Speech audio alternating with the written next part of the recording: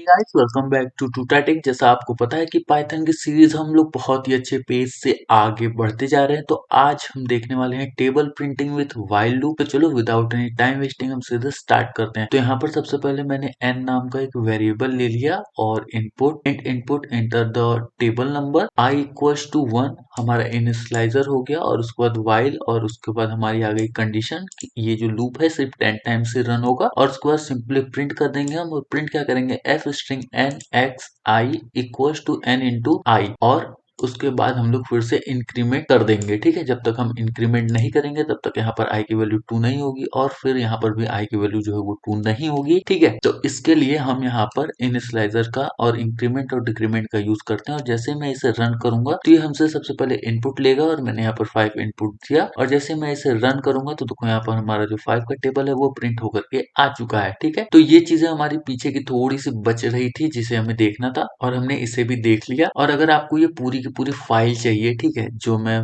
File बनाता हूँ और जिस फाइल के थ्रू आपको चीजें बताता हूँ, अगर आपको ये फाइल चाहिए तो आप मुझे सिंपली इंस्टाग्राम पर फॉलो कर लो। मैं वहां पर आपके साथ ये जो फाइल है वो शेयर कर दूंगा। ठीक है, अब बारी आती है हमारी जंपिंग स्टेटमेंट की। ठीक है, यहाँ पर मैं अगर चाहूँ तो 6 का टेबल भी प्रिंट कर सकता हूँ। तो अब बारी आती है हमारी जंपिंग स्टेटमेंट। अब हम देखते हैं जंपिंग स्टेटमेंट को। तो जंपिंग स्टेटमेंट में क्या होगा, हमारा जंपिंग स्टेटमेंट में हमारे 5 टाइप के टोटल जंपिंग स्टेटमेंट आते हैं: ब्रेक, कंटिन्यू, पास, रिटर्न, एग्जिट और क्विट। ठीक है, कैसे यूज करते हैं इन सारे के सारे जंपिंग स्टेटमेंट को, तो चलो वो भी देख लेते हैं। कैसे करेंगे, सबसे पहले आपसे कुछ चीजें पूछी जाएंगी, जैसे what is difference between break and continue statement, उसके बाद what is difference between break and exit. तो इन दोनों डिफरेंस को आप अच्छे से देख लेना, मैंने इसे एग्जाम्पल के साथ आपको बताया है। तो चलो सबसे पहले देख लेते हैं कि हमारा ब्रेक स्टेटमेंट क्या करता है। Break statement is a jump statement that is used to pass the control to the end of the loop. तो आई होप आपको इतनी चीजें समझ में आ गई होंगी। Break statement that is used to pass the control to the end of the loop. Break statement हमारा सिंपली उस पर्टिकुलर लूप को एंड कर देता है जिसके अंदर हमने ब्रेक को यूज किया होता है। ठीक है, यूज ऑफ पास। तो चलो अब यूज ऑफ पास देख लेते हैं। तो एक एक करके हम सबसे पहले देखेंगे। सबसे पहले हम देखेंगे यूज ऑफ पास। तो पास में क्या होता है कि आप देखो, अगर मैं यहाँ पर पास अगर नहीं लगाता हूँ, ठीक है, अगर मैंने यहाँ से पास हटा दिया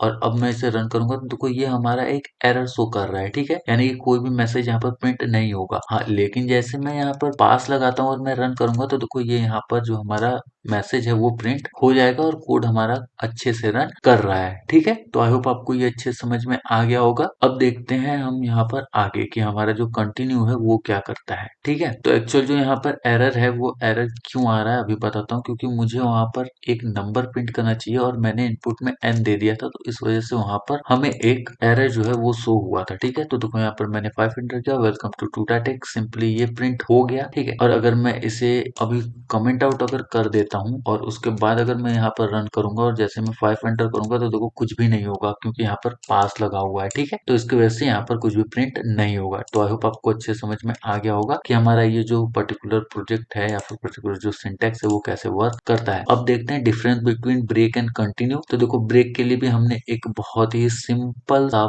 जो सिंटेक्स है वो लिखा हुआ है। यहाँ पर आप देख सकते हो, सबसे पहले यहाँ पर हमने इनिशियलाइजर दे दिया है, और while I is less than or equals to 10, if I equals to 3 तब ब्रेक कर दो, एल्स प्रिंट कर दो आई को। और इंक्रीमेंट और डिक्रीमेंट अगर हम यहाँ पर नहीं देंगे तो ये हमारा सिंपली इनफाइनाइट लूप चला जाएगा और सिर्फ 1 और 1 प्रिंट होते चला जाएगा। ठीक है, तो देखो ये कैसे काम करेगा। जैसे ही आई की वैल्यू 3 होगी ये इस प्रोजेक्ट को ब्रेक कर देगा और ये लूप जो है यहीं से एग्जिट कर जाएगा। ठीक है, तो चलो एक बार इसे रन करते हैं। तो देखो यूज ऑफ ब्रेक स्टेटमेंट 1 2, और जैसे ही आई की वैल्यू 3 हुई, 3 प्रिंट नहीं हुआ और यहाँ पर इसे ब्रेक कर दिया, क्योंकि आई की वैल्यू जैसे ही 3 हुई तब तक वो यहाँ प्रिंट के पास पहुंच ही नहीं पाया, और यहीं पर उसने प्रोजेक्ट को ब्रेक कर दिया। अगर अभी मैं यहाँ पर कर दूं कि आई की वैल्यू 3 हो जाए और यहाँ पर कोई मैसेज प्रिंट हो जाए और उसके बाद ब्रेक करे, तो देखो मैसेज प्रिंट होने के बाद यहाँ पर ये ब्रेक करेगा। ठीक है, तो यहाँ पर मैं कर देता हूँ डन। अब देखो, अब जैसे मैं यहाँ पर रन करूंगा ना, 1 2 और डन यहाँ पर देखो प्रिंट हुआ, और वैसे ही ये यहाँ पर ब्रेक हो गया। आपको पता होगा कि जो पाइथन है हमारा वो कोड को स्टेप बाय स्टेप रन करता है। तो सबसे पहले ये रन होगा, ये रन होगा, उसके बाद ये भी रन होगा, और उसके बाद हमारा ये रन होगा। ठीक है, अब जैसे ही इफ आई इक्वल टू 3 की कंडीशन ट्रू हुई और वैसे ही ये डन प्रिंट हुआ और सिंपली ब्रेक कर दिया। ठीक है, तो आई होप आपको ये चीज समझ में आ गई होंगी। अब देखते हैं यूज ऑफ कंटिन्यू। ठीक है, यहाँ पर मैंने गलती कर दी।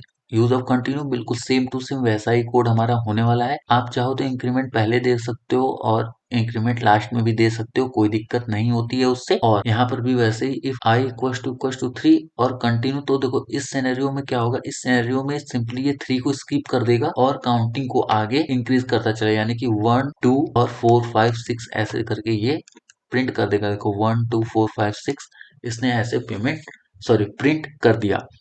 तो आई होप आपको ये चीजें भी समझ में आ गई होंगी। कंटिन्यू क्या करता है हमारा, ब्रेक क्या करता है और पास क्या करता है। पास हमारा सिंपली उस प्रोजेक्ट को रन नहीं होने देगा और वो उसे पास कर देगा। उसके बाद ब्रेक हमारा वो उसे वहीं पर ब्रेक कर देगा और लूप से बाहर आ जाएगा। कंटिन्यू हमारा क्या करेगा, कंटिन्यू हमारा उस पर्टिकुलर इटरेशन को स्किप कर देगा। ठीक है, जैसे देखो यहाँ पर 3 के इटरेशन को उसने स्किप कर दिया और 4 से प्रिंटिंग फिर से स्टार्ट कर दी। Difference between break and exit. अब देखो एग्जिट क्या करेगा, एग्जिट हमारा सिंपली एक एरर शो करता है। ठीक है, तो देखो यहाँ पर एग्जिट, देखो हमारा एरर यहाँ पर देखो हमें शो कर दिया, the kernel open for the data to have died, it will restart automatically. ठीक है, तो आई होप आपको समझ में आ गया होगा कि हमारा जो एग्जिट है वो क्या करता है, ये सिंपली प्रोजेक्ट को पूरी तरह से शट डाउन कर देता है। ठीक है, अब देखते हैं हम यहाँ पर इनफाइनाइट लूप कैसे बनाते हैं। बहुत ही ज्यादा इंपॉर्टेंट टॉपिक है इनफाइनाइट लूप, क्योंकि आप जब भी कोई भी प्रोजेक्ट बनाओगे तो वहां पर आपको इनफाइनाइट लूप की बहुत ज्यादा जरूरत पड़ने वाली है। तो चलो देख लेते हैं इनफाइनाइट लूप कैसे बनता है। तो जैसा मैंने आपको बताया था कि जैसे ही हमारी किसी भी कंडीशन जैसे ही हमारी ट्रू होती है, वैसे ही ये जो हमारा व्हाइल लूप है वो ब्रेक हो जाता है। ठीक है, तो यहाँ पर भी हम कुछ ऐसा ही करने वाले हैं। जब तक हमारी कंडीशन ट्रू होगी तब तक ये हमारा जो व्हाइल लूप है वो रन करेगा, और जैसे ही ये कंडीशन को फॉल्स करने के लिए हमें यहाँ पर एग्जिट या फिर ब्रेक, किसी का भी हमें यहाँ पर यूज करना पड़ेगा, जिसकी हेल्प से हम यहाँ पर इनफाइनाइट लूप को ब्रेक करेंगे। तो यहाँ पर व्हाइल ट्रू, उसके बाद n equals to int input enter any number,